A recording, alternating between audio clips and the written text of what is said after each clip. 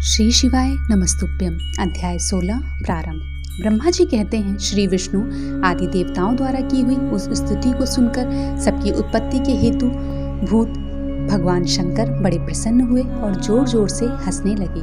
मुझ ब्रह्मा और विष्णु को अपनी अपनी पत्नी के साथ आया हुआ देव महादेव जी ने हम लोगों से यथोचित वार्तालाप किया और हमारे आगमन का कारण पूछा।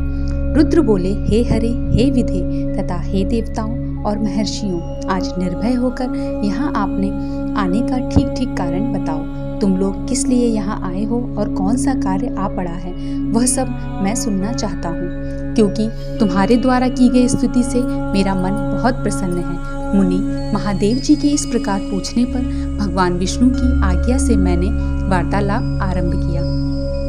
मुझ ब्रह्मा ने कहा, देवदेव महादेव करुणा सागर प्रभु, हम दोनों इन देवताओं और ऋषियों के साथ जिस उद्देश्य से यहाँ आए हैं उसे सुनिए। वृषभध्वज विशेषतः आपके ही लिए हमारा यहाँ आगमन हुआ है, क्योंकि हम तीनों सहारथी हैं। सृष्टि चक्र के संचालन रूप प्रयोजन की सिद्धि के लिए एक दूसरे के सहायक हैं। सहारथी को सदा परस्पर यथा योग्य सहयोग करना चाहिए, अन्यथा यह जगत टिक नहीं सकता। महेश्वर, कुछ ऐसे असुर उत्पन्न होंगे जो मेरे हाथ से मारे जाएंगे, कुछ भगवान विष्णु के और कुछ आपके हाथों नष्ट होंगे। महाप्रभु, कुछ असुर ऐसे होंगे जो आपके वीर से उत्पन्न हुए पुत्र के हाथ से ही मारे जा सकेंगे। प्रभु, कभी कोई विरले ही असुर ऐसे होंगे जो माया के हाथों द्वारा वध को प्राप्त होंगे। आप भगवान शंकर की कृपा से ही देवताओं को सदा उत्तम सुख प्राप्त होगा। घोर असुरों का विनाश करके आप जगत को सदा स्वास्थ्य एवं अभय प्रदान करेंगे, अथवा यह भी संभव है कि आपके हाथ से कोई भी असुर ना मारा जाए, क्योंकि आप सदा योग युक्त रहते हुए राग द्वेष से रहित हैं तथा एकमात्र दया करने में ही लगे रहते हैं। ईश, यदि वे असुर भी आराधित हों, आपकी दया से अनुग्रहित होते रहे तो सृष्टि और पालन का कार्य कैसे चल सकता है। अतः वृषभध्वज, आपको प्रतिदिन सृष्टि आदि के उपयुक्त कार्य करने के लिए उद्यत रहना चाहिए। यदि सृष्टि पालन और संहार रूप कर्म न करने हो, तब तो हमने माया से जो भिन्न भिन्न शरीर धारण किए हैं उनकी कोई उपयोगिता अथवा औचित्य ही नहीं है। वास्तव में हम तीनों एक ही हैं, कार्य के भेद से भिन्न भिन्न देह धारण करके स्थित हैं। यदि कार्य भेद ना सिद्ध हो, तब तो हमारे रूप भेद का कोई प्रयोजन ही नहीं है। देव, एक ही परमात्मा महेश्वर तीन स्वरूपों में अभिव्यक्त हुए हैं। इस रूप भेद में उनकी अपनी माया ही कारण है। वास्तव में प्रभु स्वतंत्र हैं, वे लीला के उद्देश्य से ही ये सृष्टि आदि कार्य करते हैं। भगवान श्री हरि उनके बाएं अंग से प्रकट हुए हैं और मैं ब्रह्मा उनके दाएं अंग से प्रकट हुआ हूँ, और आप रुद्रदेव उन सदाशिव के हृदय से आविर्भूत हुए हैं। अतः आप ही शिव के पूर्ण रूप हैं। प्रभु, इस प्रकार अभिन्न रूप होते हुए भी हम तीन रूपों में प्रकट हैं। सनातन देव, हम तीनों उन्हीं भगवान सदाशिव और शिवा के पुत्र हैं। इस यथार्थ तत्व का आप हृदय से अनुभव कीजिए। प्रभु, मैं और श्री विष्णु आपके आदेश से प्रसन्नता पूर्वक लोक की सृष्टि और पालन के कार्य कर रहे हैं तथा कार्य कारणवश सपत्नीक भी हो गए हैं। अतः आप भी विश्व वहित के लिए तथा देवताओं को सुख पहुंचाने के लिए एक परम सुंदरी रमणी को अपनी पत्नी बनाने के लिए ग्रहण करें। महेश्वर, एक बात और है, उसे सुनिए। मुझे पहले के वृतांत का स्मरण हो आया है। पूर्व काल में आपने ही शिव रूप से जो बात हमारे सामने कही थी, वही इस समय सुना रहा हूँ। आपने कहा था, ब्रह्मा, मेरा ऐसा ही उत्तम रूप तुम्हारे अंग विशेष ललाट से प्रकट होगा, जिसकी लोक में रुद्र नाम से प्रसिद्धि होगी। तुम ब्रह्मा सृष्टिकर्ता हो गए, श्री हरि जगत का पालन करने वाले हुए, और मैं सगुण रुद्र रूप होकर संहार करने वाला होऊंगा। एक स्त्री के साथ विवाह करके लोक के उत्तम कार्य की सिद्धि करूंगा। अपनी कही हुई इस बात को याद करके आप अपनी ही पूर्व प्रतिज्ञा को पूर्ण कीजिए। स्वामिनी, आपका यह आदेश है कि मैं सृष्टि करूं, श्री हरि पालन करें और आप स्वयं संहार के हेतु बनकर प्रकट हों। सो आप साक्षात शिव ही संहारकर्ता के रूप में प्रकट हुए हैं। आपके बिना हम दोनों अपना अपना कार्य करने में समर्थ नहीं हैं। अतः आप एक ऐसी कामनी को स्वीकार करें जो लोकहित के कार्य में तत्पर रहे। शंभु, जैसे लक्ष्मी भगवान विष्णु की और सावित्री मेरी सहधर्मिणी हैं, उसी प्रकार आप इस समय अपनी जीवन सहचरी प्रणव वल्लभा को ग्रहण करें। मेरी यह बात सुनकर लोकेश्वर महादेव जी के मुख पर मुस्कुराहट दौड़ गई। वे श्री हरि के सामने मुझसे इस प्रकार बोले। ईश्वर ने कहा, ब्रह्मा, हरे, तुम दोनों मुझे सदा ही अत्यंत प्रिय हो। तुम दोनों को देखकर मुझे बड़ा आनंद मिलता है। तुम लोग समस्त देवताओं में श्रेष्ठ और त्रिलोकी के स्वामी हो।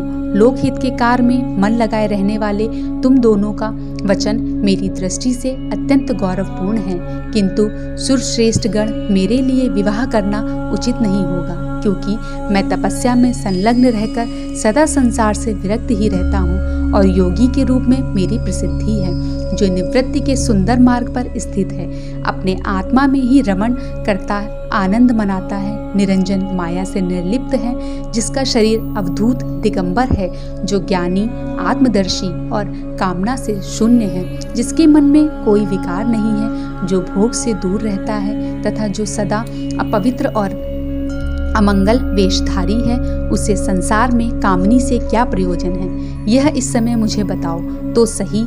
मुझे तो सदा केवल योग में ही लगे रहने पर ही आनंद आता है।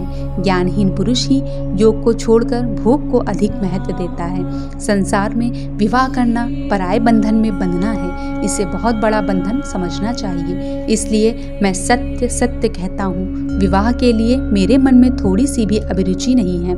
आत्मा ही अपना उत्तम अर्थ या स्वार्थ है। उसकी भलीभांति चिंतन करने के कारण मेरे लौकिक स्वार्थ में प्रवृत्ति नहीं होती। तथापि जगत के हित के लिए तुमने जो कुछ कहा है उसे करूँगा। तुम्हारे वचन को गरिष्ठ मानकर अथवा अपनी कही हुई बात को पूर्ण करने के लिए मैं अवश्य विवाह करूँगा, क्योंकि मैं सदा भक्तों के वश में रहता हूँ। परंतु मैं जैसी नारी को प्रिय पत्नी का रूप में ग्रहण करूँगा और जैसी शर्त के साथ करूँगा उसे सुनो। हरे ब्रह्मा, मैं जो कुछ कहता हूँ वह सर्वथा उचित ही है। जो नारी मेरे तेज को विभाग पूर्वक ग्रहण कर सके, जो योगिनी तथा इच्छा अनुसार रूप धारण करने वाली हो, उसी को तुम पत्नी बनाने के लिए मुझे बताओ। जब मैं योग में तत्पर रहूं तब उसे भी योगिनी बनकर रहना होगा, और जब मैं कामासक्त हूँ तब उसे भी कामनी के रूप में ही मेरे पास रहना होगा। वेदवेता विद्वान जिन्हें अविनाशी बतलाते हैं, उन ज्योतिष स्वरूप सनातन शिव का मैं सदा चिंतन करता हूँ और करता रहूँगा। ब्रह्मा, उन सदाशिव के चिंतन में जब मैं ना लगा हूँ तभी उस भामिनी के साथ मैं समागम कर सकता हूँ। जो मेरे शिव चिंतन में विघ्न डालने वाली होगी वह जीवित नहीं रह सकती, उसे अपने जीवन से हाथ धोना पड़ेगा। तुम विष्णु और मैं तीनों ही ब्रह्म स्वरूप शिव के अंशभूत हैं, अतः महाभागगण हमारे लिए उनका निरंतर चिंतन करना ही उचित है। कमलासन, उनके चिंतन के लिए मैं बिना विवाह के भी रह लूँगा, किंतु उनका चिंतन छोड़कर विवाह नहीं करूंगा। अतः तुम मुझे ऐसी पत्नी प्रदान करो जो सदा मेरे कर्म के अनुकूल चल सके। ब्रह्मा, उसमें भी मेरी एक और शर्त है, उसमें तुम सुनो। यदि उस स्त्री का मुझ पर और मेरे वचन पर अविश्वास होगा तो मैं उसे त्याग दूंगा। उनकी यह बात सुनकर मैंने और श्रीहरि ने मंद मुस्कान के साथ मन ही मन प्रसन्नता का अनुभव किया। फिर मैं विनम्र होकर बोला, नाथ, महेश्वर, प्रभु, आपने जैसी नारी की खोज आरंभ की है वैसी ही स्त्री के विषय में मैं आपको प्रसन्नता पूर्वक कह रहा हूँ। साक्षात सदाशिव की धर्म पत्नी जो उमा है, वे ही जगत का कार्य सिद्ध करने के लिए भिन्न भिन्न रूप प्रकट हुए हैं। प्रभु सरस्वती और लक्ष्मी, ये दो रूप धारण करके वे पहले ही यहाँ आ चुकी हैं। इनमें लक्ष्मी तो श्री विष्णु की प्रणव वल्लभा हो गई हैं और सरस्वती मेरी। अब हमारे लिए वे तीसरा रूप धारण करके प्रकट हुई हैं। प्रभु, लोकहित का कार्य करने की इच्छा वाली देवी शिवा दक्ष पुत्री के रूप में अवतीर्ण हुई हैं। उनका नाम सती है। सती ही ऐसी भार्या हो सकती हैं जो सदा आपके लिए हितकारिणी हो। देवेश महातेजस्विनी सती आपके लिए आपको पति रूप में प्राप्त करने के लिए दृढ़तापूर्वक कठोर व्रत का पालन करती हुई तपस्या कर रही हैं। महेश्वर, आप उन्हें वर देने के लिए जाइए, कृपा कीजिए और बड़ी प्रसन्नता के साथ उन्हें उनकी तपस्या के अनुरूप वर देकर उनके साथ विवाह कीजिए। शंकर, भगवान विष्णु की मेरी तथा इन संपूर्ण देवताओं की यही इच्छा है। आप अपनी शुभ दृष्टि से हमारी इस इच्छा को पूर्ण कीजिए, जिससे हम आदरपूर्वक इस उत्सव को देख सकें। ऐसा होने से तीनों लोकों में सुख देने वाला परम मंगल होगा और सबकी सारी चिंता मिट जाएगी, इसमें संशय नहीं है। तदंतर मेरी बात समाप्त होने पर लीला विग्रह धारण करने वाले भक्तवत्सल महेश्वर से मधुसूदन अच्युत ने इसी का समर्थन किया। तब भक्तवत्सल भगवान शिव ने हंसकर कहा, बहुत अच्छा, ऐसा ही होगा। उनका ऐसा कहने पर हम दोनों उनसे आज्ञा ले अपनी पत्नी तथा देवताओं और मुनियों के साथ अत्यंत प्रसन्न हो अपने अभिष्ट स्थान को चले गए। अध्याय 16 समाप्त। श्री शिवाय नमस्तुभ्यम।